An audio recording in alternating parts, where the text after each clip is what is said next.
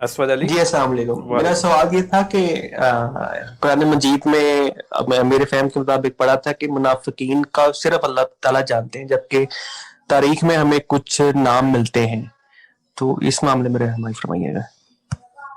بات تو نہیں کہی گئی کہ صرف اللہ تعالیٰ جانتے ہیں.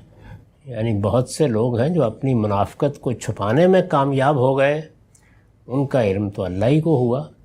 بعض وہ تھے کہ جن کی منافقت ظاہر تھی لیکن ایسے آثار نہیں تھے کہ ان پر حکم لگایا جا سکے، تو یہی تلقین کی گئی کہ کسی کو منافق نہ کہا جائے.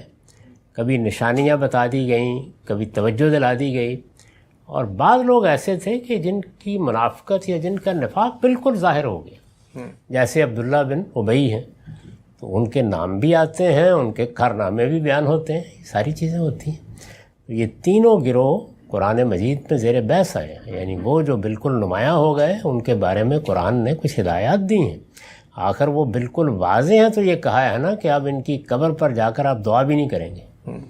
واضح ہوئے تو تبھی کہا گیا. تو کچھ واضح ہیں، کچھ بالکل ہی نمایاں ہیں، اور بہت زیادہ وہ تھے کہ جن کے بارے میں نہیں بتایا گیا. اللہ نے ان کا پردہ ڈالے رکھا، اور نہیں کہا جا سکتا کہ رسول اللہ کے دنیا سے رخصت ہونے کے بعد بھی وہ کہاں کہاں گئے، کہاں رہے. اللہ نے ان کو سچا مومن بننے کی توفیق دی، یا ہمارے ہاں جو بعد میں فتنے پیدا ہوئے ان میں اپنا کردار ادا کرتے رہے. یہ اللہ ہی بہتر جانتا ہے. ٹھیک ہے سر، بہت شکریہ.